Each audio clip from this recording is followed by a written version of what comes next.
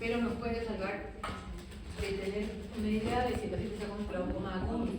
Cuando el paciente está con un glaucoma agudo, la presión intraocular es más de 40 milímetros de mercurio, lo cual a la palpación es duro el ojo, como una piedrita. Entonces, si no tenemos idea, a ver, nos tocamos nuestro ojito y decimos, a ver, esta resistencia tengo en mi ojo y esta en la del paciente. Entonces me toco mi ojo, o también la punta de la nariz, que nos da una idea de la compliance de que tiene el apretar algo blandito, ¿sí? Entonces no lo podemos, no nos permite deprimirlo si la presión intraocular está dura.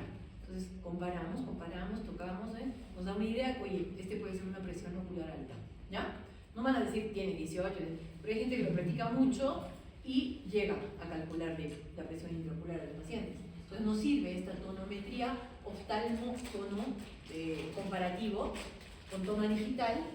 Deprimimos suavemente el globo ocular con el dedo índice y apreciamos la resistencia a la deformidad con el otro dedo. ¿Se entiende? Esto se hace con las dos manos y con los dos deditos. Aprietan uno y sienten cómo empuja el otro dedo, algo así, ¿ya? El ojo ofrece una resistencia a ser deformado que es directamente proporcional a la presión que haya en su interior.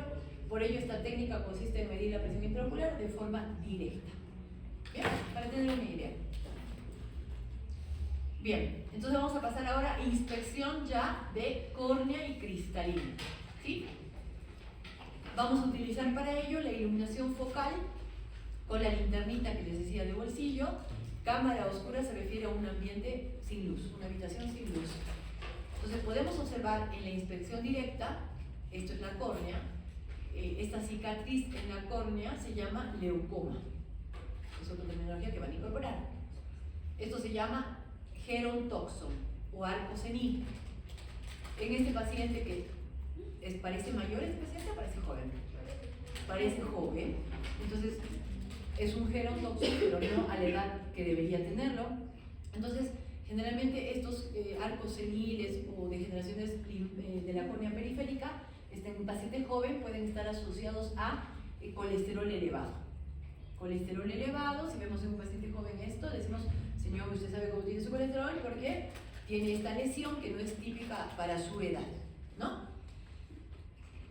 Luego tenemos en inspección también directa con la linternita en cámara oscura la pupila. Miramos la pupila normalmente es negra porque es un medio transparente que entra toda la luz. Si vemos la pupila blanca se llama leucocoria, y este paciente parece mayor o joven. Mayor. Entonces puede ser una catarata, eso se llama catarata. Y en un niño también tiene leucocoria. Fíjense que su pupila del lado izquierdo está negrita y su pupila del lado derecho está blanca, ¿cierto? Puede ser que no tenga catarata, o puede ser que sí, pero lo más probable es que sea como ya la visión de la falta del reflejo rojo que tienen. ¿Viste cuando nos tomamos la foto y salía el ojo rojo? Y bueno, ahora no se nota mucho por culpa de la tecnología, ya no salimos con ojos rojos. Pero antes, mucha gente se daba cuenta de los hijos con esta leucocoria. Decían, oye, ¿por qué a un ojo le salió rojo y el otro le salió blanco? Y era que tenían retinoblastoma, o sea, un cáncer en el ojo. Y detectado a tiempo gracias a una foto con flash que antes se tomaba. Entonces no hay reflejo rojo, hay leucocoria también, pero eso es básicamente en la retina un cáncer. Otra cosa que podemos ver en esta, por ejemplo, en esta observación directa, ya sabemos más o menos las reacciones de la conjuntiva. Decimos ojo rojo, inyectado. Decimos inyección periférica. ¿Hemos visto inyecciones? Todavía no. Ah, ya. Pero vemos el ojo rojo, vemos la córnea opaca, o se ve transparente, se ve opaca. Parece que hay edema en la córnea, o sea, hay agua en la córnea. La córnea normalmente es transparente porque no tiene agua.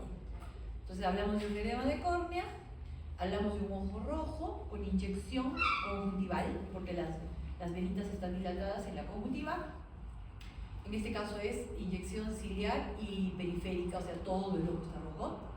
Ciliar es cerca del limbo esclerocorneal, ciliar. Habla de patología grave, Si vemos venitas dilatadas alrededor del limbo, habla de una enfermedad grave dentro del ojo. Vemos edema de córnea, vemos la pupila, no sabemos si es midriática o responde a la luz o no responde, no sabemos. Y vemos atrás algo blanco, entonces suponemos que es una catarata, ¿cierto? Entonces, en este caso, este ojo así, con estas características, es una típica inspección de un glaucoma agudo. Hay que tocarle el ojo y de repente lo tiene duro, y está, glaucoma agudo. Entonces, esto podemos ver en la inspección de córnea y del cristalino con una simple linterna en cámara oscura. Luego vamos a ver en inspección las pupilas. Entonces, eso se habla, las pupilas serían la motilidad ocular intrínseca. La extrínseca eran los músculos extraoculares, los músculos que se manejan en el globo ocular, y la intrínseca la que maneja la pupila, con los músculos ciliares. Entonces tenemos, según el tamaño normal de las pupilas, es de 2 a 4 milímetros, y hablamos de miosis cuando miden menos de 2 y midriasis cuando miden más de 4. Según la relación entre los dos ojitos, si son iguales las pupilas, se llaman isocóricas, igual tamaño. Anisocóricas, diferente tamaño.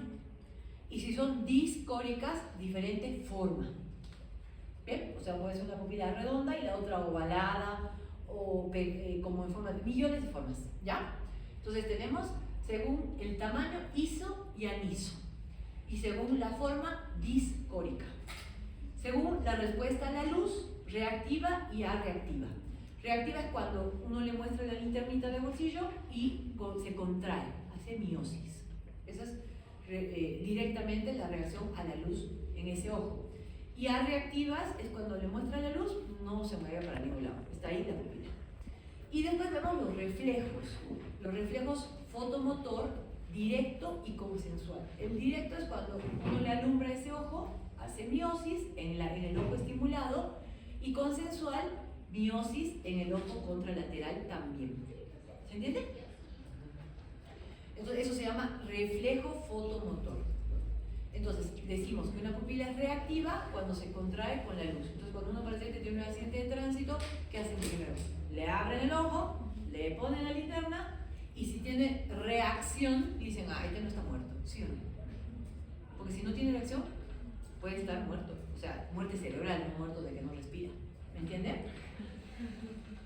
Y si vemos que hace reflejo fotomotor, nos deja más tranquilo si tiene reflejo fotomotor presente también. O sea, sí, porque habla de los diferentes lugares donde pueden ser las lesiones. Por ejemplo, si vemos una pupila miótica reactiva, pensamos que ha tenido una lesión hemisférica bilateral, una hemorragia sutural, qué sé yo, una herniación transtentorial o un coma metabólico. Entonces, cuando vemos un diabético en coma, vemos sus pupilas mióticas reactivas. Están chiquititas, pero responden a la luz. Si vemos media, no está ni midriática ni miótica, pero no responde a nada, pensamos en una intoxicación, o sea, lo que más frecuente van a ver, ¿no? Intoxicación con barbitúricos, intoxicación con succinilcolina, y también en casos de hipotensión o hipotermia. Entonces podemos ver medias no reactivas. Luego vemos puntiformes reactivas, muy muy chiquititas. Hablamos de una intoxicación por opiáceos o una hemorragia protuberancial. Podemos ver también una midriasis de un lado, unilateral arreactiva. Ahí pensamos, por ejemplo, en una lesión periférica del tercer par craneal. Si vemos midriasis bilateral arreactiva, pensamos en por ejemplo, en una anoxia cerebral grave, en un recién nacido con anoxia, pueden ver este tipo de midriasis bilaterales arreactivas. También en la intoxicación con atropina, que también se usa. ¿Para qué se usa la atropina en el campo? No, la atropina no. Los órganos fosforados. Órganos fosforados, ¿no? Órganos fosforados. La intoxicación con cocaína, en este caso también nos va a dar una midriasis bilateral reactiva. Anfetamina también. A diferencia de los barbitúricos que nos dan medias no reactivas. O sea, es igual, pero son más grandes las pupilas en la intoxicación con anfetaminas o con cocaína. Y en este caso la miótica en un solo lado nos puede hablar ya de una lesión más profunda, una herniación transtectorial. Entonces, no es para que se lo aprendan de memoria, pero para que sepan que la evaluación o la inspección de las pupilas nos puede orientar al lugar de la lesión en el cerebro. Bulbo y protuberancia. ¿Bien? Entonces, muy interesante el tema de las pupilas. Otra cosa que vamos a ver es el examen de los fondos de ojos con oftalmoscopía directa monocular. Ese es el aparatito que ustedes pueden adquirir, como les dije, es algo que ustedes deben aprender a usar.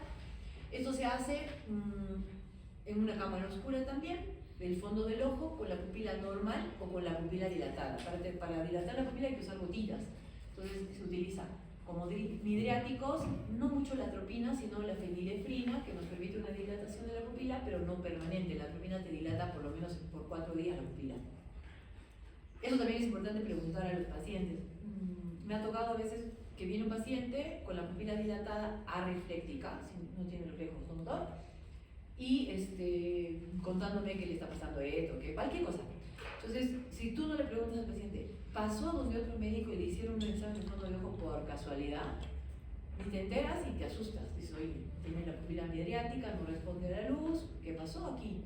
Y no, fue que el paciente fue a otro consultorio antes que venir contigo y le habían dilatado la pupila. Siempre preguntar, si le han hecho gotitas y eso. Entonces, antes de hacer el examen, por ejemplo, con dilatación, es importante que puedan con la linterna de bolsillo iluminar desde la parte temporal y ver esto, si pasa la luz hacia el otro extremo, hacia la parte nasal o no. ¿Por qué? Porque, por ejemplo, si digamos, no pasa la luz, según el grado, digamos, podemos tener en esos pacientitos que tienen cámaras estrechas un glaucoma agudo por dilatarle la pupila. Entonces, como ustedes no van a tener de repente la lámpara esa donde vemos las cámaras, si son amplias o no, ¿entienden lo que es cámara? Cuando hablo de cámara, ¿algunos sí entienden? Entre la córnea y El espacio que hay del iris a la córnea, esa es la cámara anterior.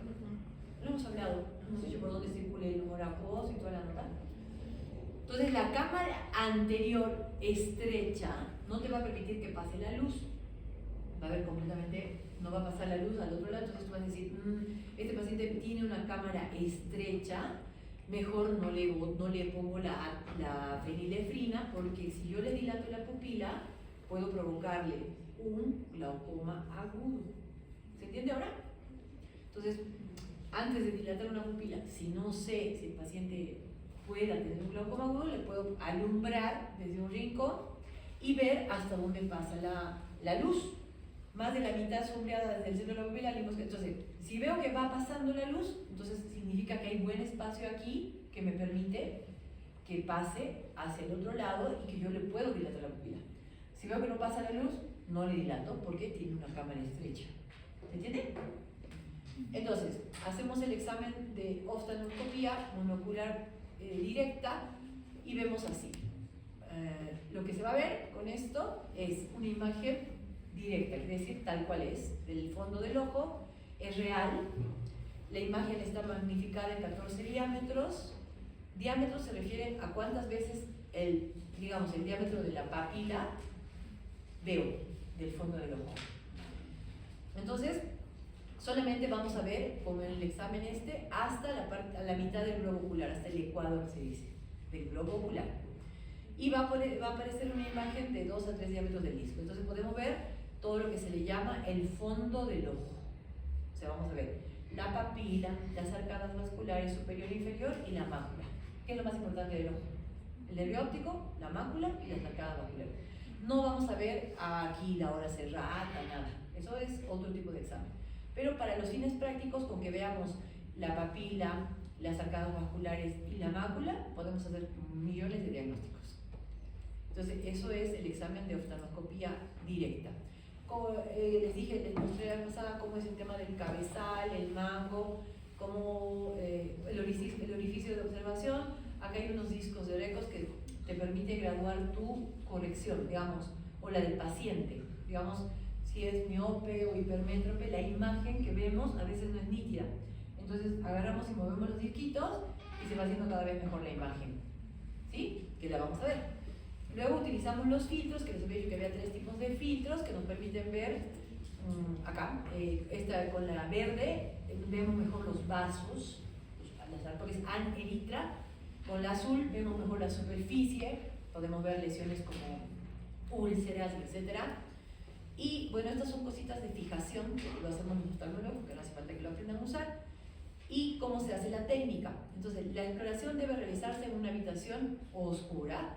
Es conveniente una buena dilatación para empezar a poder acercarse, porque una vez que van ustedes con la linterna, obviamente, ¿qué va a pasar con la pupila? Se va a cerrar, más chiquita, más chiquita. Entonces podemos buscar el tamaño de la luz más chiquitita, son como redonditos de luz, que son más grandes o más pequeñitos. Entonces, obviamente, si yo tengo una pupila pequeñita, utilizo el menor tamaño de luz para entrar en ese ojo.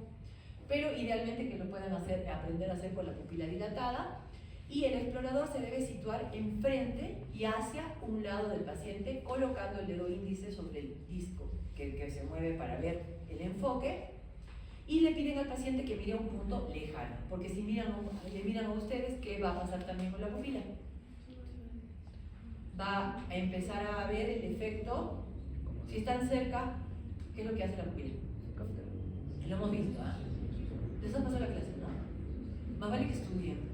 Hemos dicho que cuando estamos de cerca hay una miosis también y una acomodación, convergencia.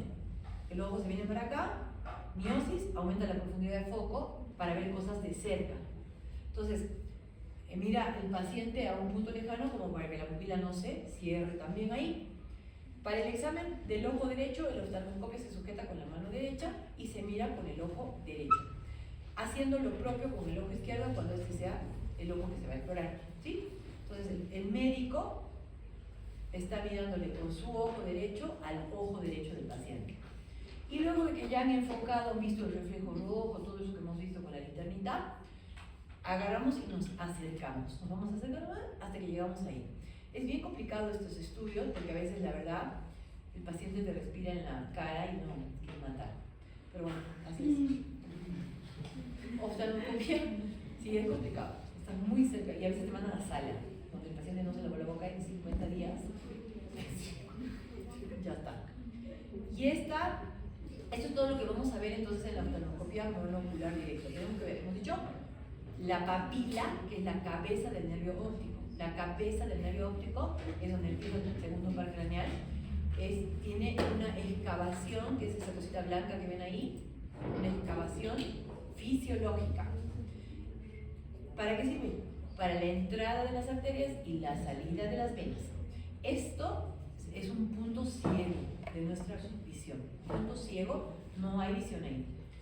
Después podemos ver las venas, las arterias. Fíjense que las arterias son más claritas que las venas.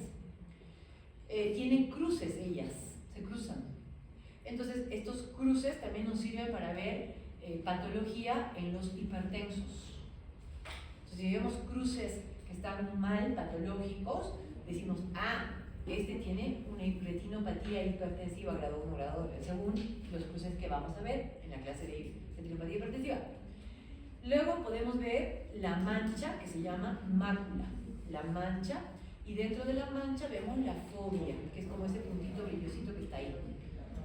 Vemos los brillos, no sé si se dan cuenta que acá esto tiene como unos brillitos, es normal. Si yo veo, por ejemplo, un paciente joven y lo veo así, digo, fondo de ojo no, dentro de los límites normales para su edad. Si yo veo un paciente viejito con brillito, algo malo le está pasando, porque los brillos se pierden con la edad. Entonces digo, acá debe estar haciendo algo, una membrana hiperretiniana, alguna cosita mala, porque no debe brillar a esa edad. ¿Se entiende? Se describe entonces la papila, la cabeza, los bordes, el color, las arcadas vasculares, los cruces arteriovenosos, el color y características de la mácula. Se describe las estructuras de la papila. En castellano tenemos que ver dentro de la cabeza del nervio óptico los límites, tienen que ser netos, la excavación fisiológica redonda, el diámetro normal de 1.5, pero hay papilas grandes, no por eso es patológico. El color sí es importante. Si vemos un color pálido, blanco, pensamos que el paciente tiene un glaucoma, pensamos que el paciente tiene una atrofia del nervio óptico por una lesión cerebral, etc. Entonces, todo esto nos da mucha información. Si los bordes no están netos, están así como difuminados, pensamos, a ver, vamos a ver, no me voy a poner ya. Pensamos en un paciente con un accidente de tránsito, donde le vemos el fondo del ojo y vemos, a ver, un edema en la papila. ¿Cómo la vemos en la papila? Edema de papila, fondo, ya. Entonces vemos, por ejemplo, vemos así. Ven que los bordes no están, ¿no se ve ahí? Ojalá que aparezca. Ahí está. Que lo más grande que... Bueno, ¿se ve o no se ve? Ven que los bordes no están... Bueno, es lo máximo que van a ver. Ven que los bordes no están netos. Vemos que las arterias y las venitas no están bien. Vemos como hemorragias, ¿cierto? Entonces sospechamos de un edema de papila, puede ser por una hipertensión endocraniana, por ejemplo. ¿Bien? Por eso es tan importante conocer a reconocer la parte normal para que aprendamos a decir cuando no está normal. No me importa que me diagnostiques qué es lo que tiene, pero que sepas que no es normal. ¿Bien? Ya está. ¿Qué más? Luego tenemos el examen del campo visual, que lo podemos hacer sencillo y fácilmente así, por confrontación, donde el examinador se tapa. Está el examinador y el paciente se está tapando con su mano derecha su ojo derecho y el médico con su mano izquierda su ojo izquierdo, pero están enfrentados. Entonces el examinador estira su mano y está mirando al ojo del paciente para que el paciente no busque su dedo. Entonces yo le digo, ¿no? Cuando vea mi dedo, me avisa. Entonces el paciente a veces lo ve acá. Si yo no tengo glaucoma, no tengo nada, lo estoy viendo ahí, significa que su campo visual está reducido. ¿Entienden? Lo mismo hago con el otro ojo, de arriba para abajo, de abajo para arriba, etcétera, etcétera. Pero tú tienes que estar controlando que el paciente no esté buscando tus dedos, sino que te esté mirando al ojo. Entonces, ese es el campo visual, que son pruebas que estudian el campo visual, tratan de determinar los límites externos de la percepción visual. Campo visual es todo lo que vemos sin mirar. ¿Hasta dónde llegamos a ver? Sin mirar. De frente veo con la mácula y el campo visual, acuérdense que es la retina periférica. Luego tenemos otra forma de analizar otro campo, que sería el campo central de visión, que es la mácula. Entonces eso lo evaluamos con esta rejilla o grilla de Ansler, básicamente que es que el paciente mira hacia el puntito que tiene la rejilla y las líneas son rectas. Pero si empieza a notar el paciente que algunas líneas están chuecas o no puede ver el punto de una mancha, entonces pensamos en que algo malo le está pasando a esa mácula. ¿Se entiende? Les hablé les dije que descargaran el Tengo Baja Visión.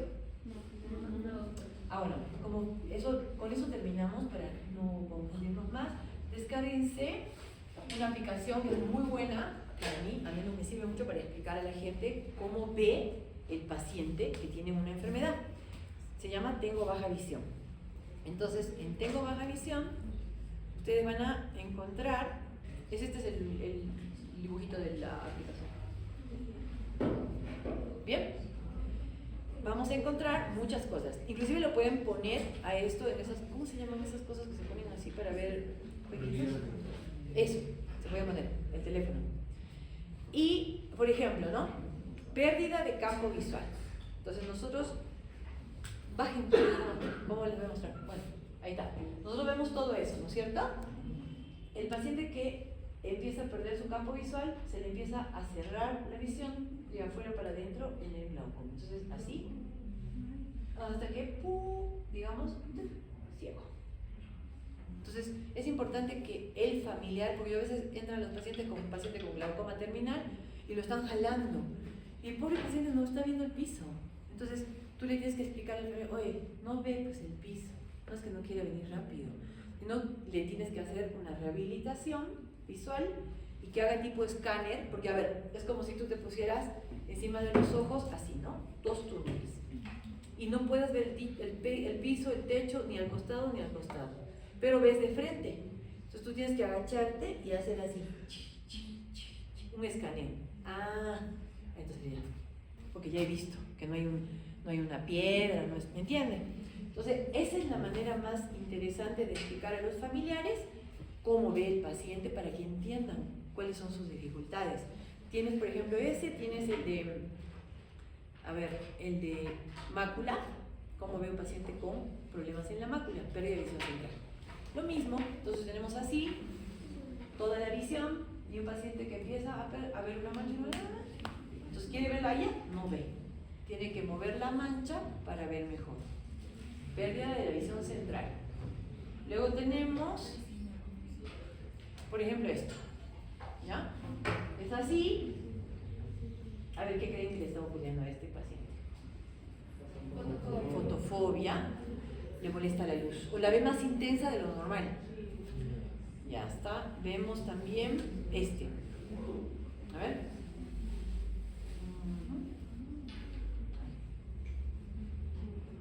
¿Qué está perdiendo? ¿Qué pierde? La nitidez, el contraste, catarata. Así ven los pacientes con catarata. Ven, pero no ven bien. ¿Se entiende? Luego tenemos el simulador ese para realidad virtual, que lo colocan y pueden ustedes ver, caminar con esto para que vean cómo ve el paciente. Y hay combinaciones también de enfermedades, por ejemplo, esto deben verlo en neuro. ¿Qué le pasa aquí? Ajá, no ve la mitad de un campo visual. Luego tenemos ¿qué sería este?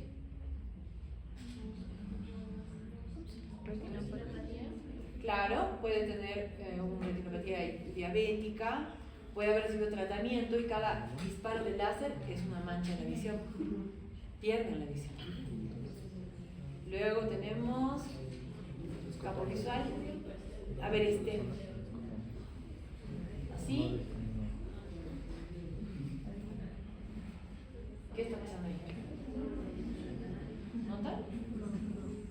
Hay una distorsión de la imagen. Tu cara. Una distorsión. Puede ser en maculopatías también iniciales. O sea, está bueno. Esta aplicación a mí me gusta mucho porque me sirve mucho, sobre todo para explicarle a la gente cómo ve su familiar, cómo le pueden ayudar. Porque muchas veces por falta de entender cómo ve, no sabemos cómo ayudarlos, que es básicamente lo que me interesa. ¿Entendieron? Les va a servir, ¿ya? ¿Alguna pregunta hasta ahí? ¿Ah? ¿Todo bien? Ya, entonces vamos a terminar. La próxima clase tenemos que hacer ya la